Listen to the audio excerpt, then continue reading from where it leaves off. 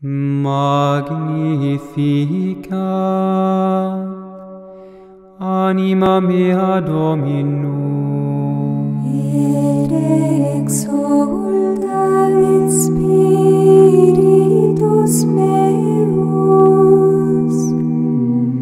in Deo salutari meo.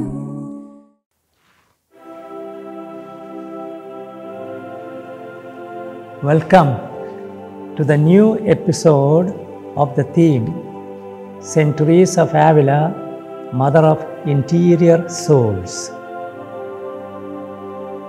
Now, I would like to take up the theme mental prayer or personal prayer. At present, people prefer to use the expression personal prayer, not mental prayer, because the term mental is frequently used in psychopathology.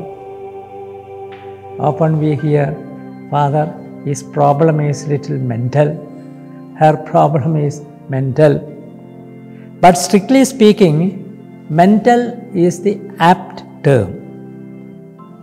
Saint Teresa of Avila's definition of mental prayer is classic and is repeated in the Catechism of the Catholic Church. We find it in her Book of Life, chapter 8.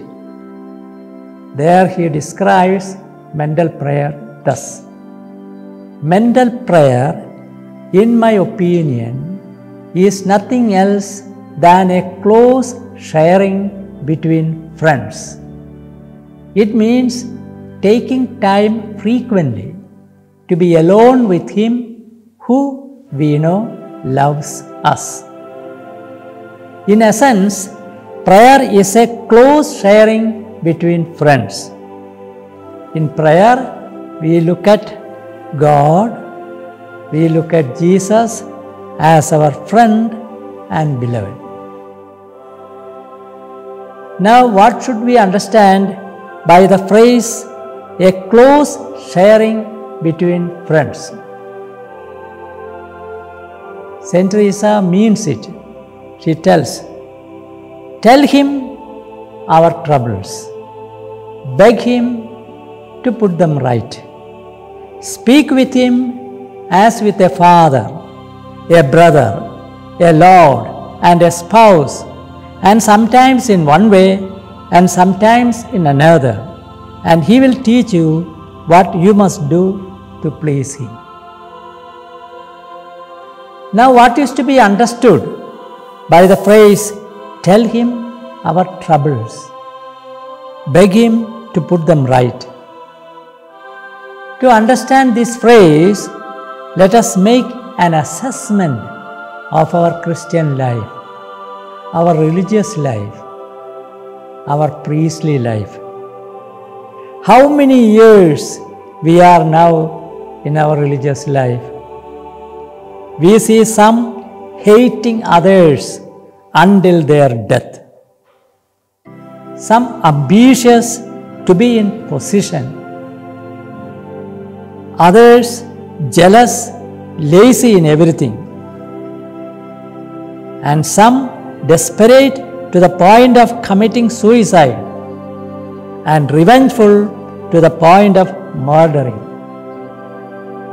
and some spoiling the good reputation of one, revealing to others his secret faults, fabricating slanderous remarks, using influence to prevent a person from developing his natural talents, or purposefully keeping silent when words of appreciation are to be said in favor of our companions.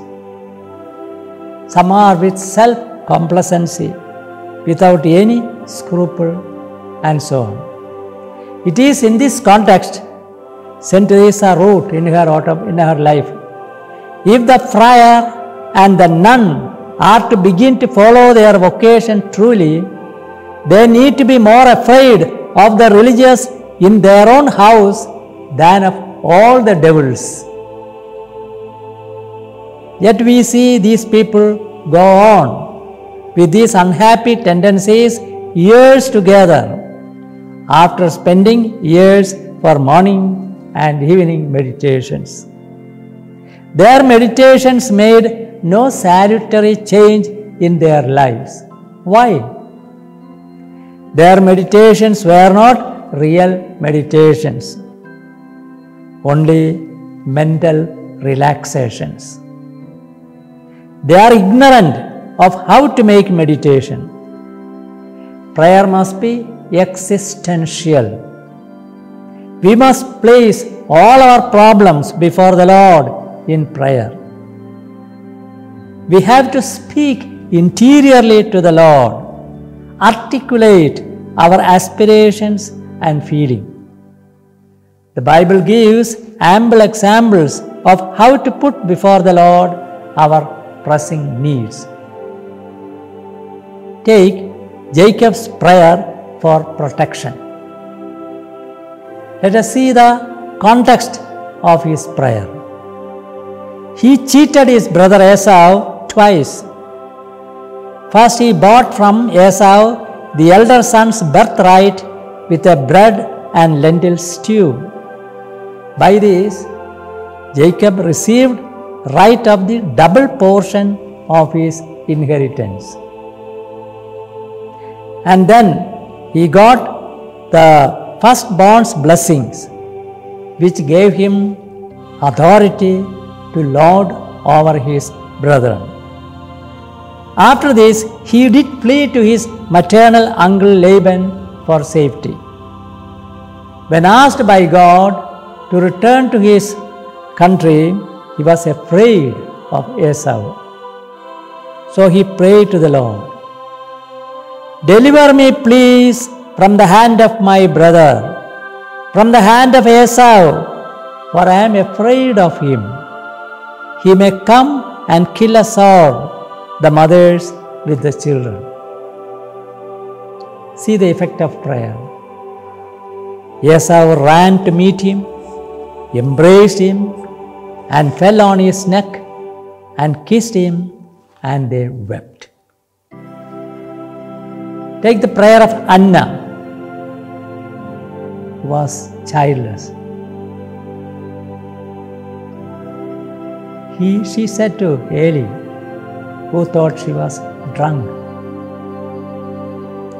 "I have been pouring out my soul before the Lord for a male child."